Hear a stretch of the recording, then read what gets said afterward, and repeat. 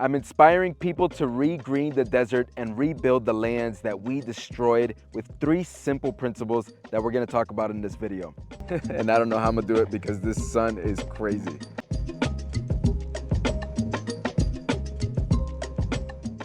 First, we start with what we're walking on, the soil. Now, I've spoken extensively on the importance of rebuilding the soil first and why we go and get compost every single week, or why we add things like ashes into our soil mixes. This right here is your foundation. This is going to determine if your project is going to be successful, because this is going to be the food for the plants. And if there's not enough food, if there isn't enough water available, then plants can't grow. And well, that's the opposite of what we are trying to do here in Project Oasis. Now, my understanding of being a gardener is that when you see your soil, you want to see a couple things. You want to see some type of litter, some type of sticks, leaves, dead things, things that are aerating the soil, making it so that it's fluffy, that water can easily go in. You want to see that it's not too compact, because then, well, roots can't grow, water can't penetrate. And then lastly, you want to see if it retains any moisture. And that is when you know you have healthy soil. And so using that knowledge that I previously had, I did it here on a larger scale. I created what I call nabo pits. And these pits that I kind of carved out in the earth, I use them as like a planting pot at home. I come in, I bring in a mix of materials to recreate the earth. I am very sustainable. I am very eco-friendly in my doing. So I like to use a lot of things from the land. And that is what created this beautiful dark soil as compared to the light one that you see right here. That is the bare exposed native soil.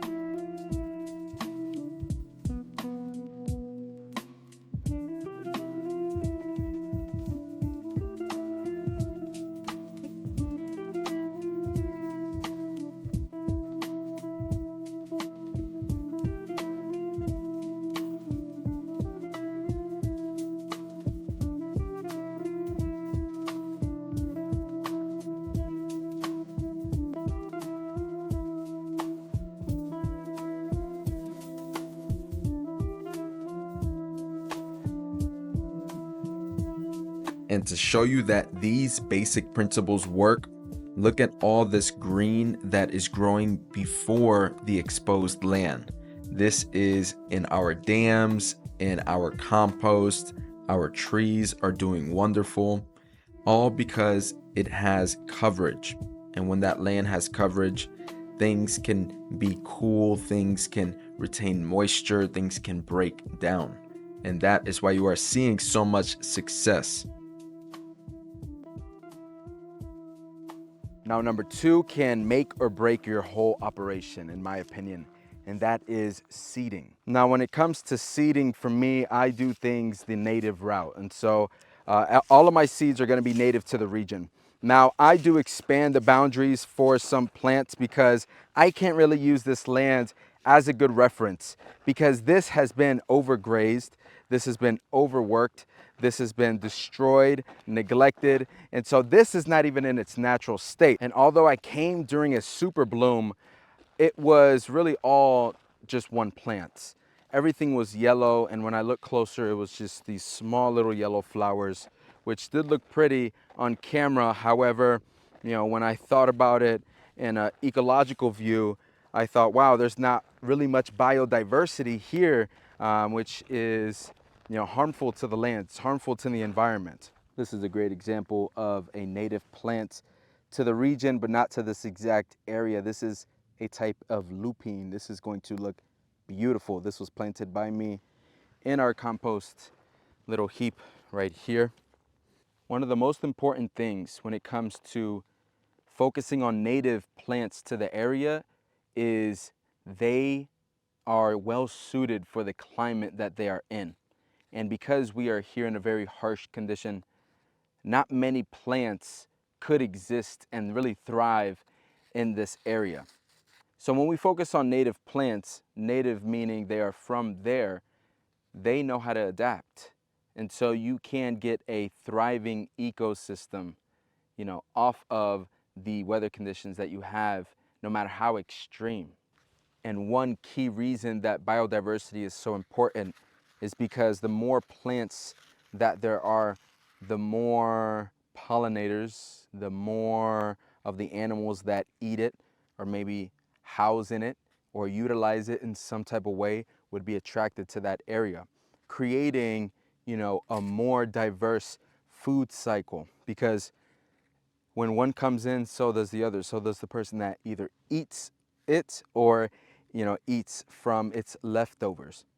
And all that can be done simply by planting the right seeds.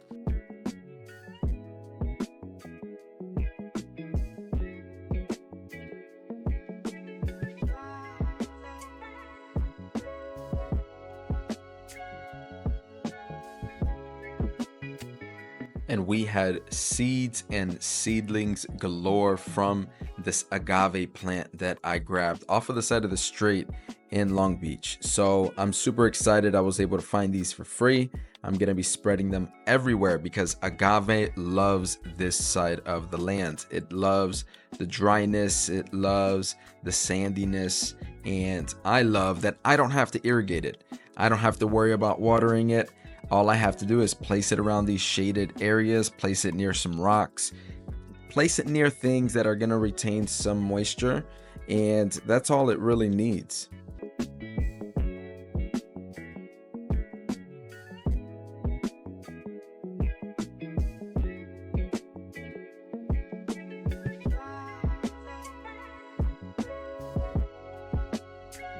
We have some beautiful lilies that are native out to this area, like this yellow mariposa lily.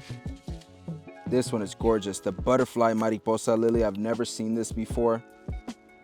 We have a bunch of lupines that are gonna grow well out in this area. I remember seeing them when I first got to the land. Some narrow leaf milkweed. We also have some sacred datura. I think that's how you say it. And of course, the last one is for the animals on the land, attracting them, housing them, feeding them, giving them the building blocks so that they can create a community here and do their part in, fixing this ecosystem, because they do a huge part in doing it. Honestly, I couldn't do it without them. They are the pollinators of the land. They help disperse seeds, and whenever they dig, they help with catching water. So their role is majorly important, and sometimes they also serve as some fun and some entertainment, like this video that I caught as I was watching them chase each other around and fight for the cactus. It was pretty cool to see. Things like that is why we want to create shelter, create food, and a livable space for the native animals, because in that dung that they drop are seeds, are nutrients for the soil. What I would do is I would take a shovel, I would put it in the compost heap, put it in one of the pits, and boom, it breaks down and it reseeds the place. And one last fact I want to leave you with: these animals, especially this lizard and the horned lizard we have on the land, are going to control the ant population. And so there are bugs and things that me as a father of 3 really wouldn't want, an excess amount of if I want to bring my kids to the land and not have to worry. So there is a way for us to coexist. And I hope that my project can show you just that. And I want to thank you guys again for the support, for watching this video. Go ahead and watch the previous episode to see how we got until this point. And until then, I'll see you next week.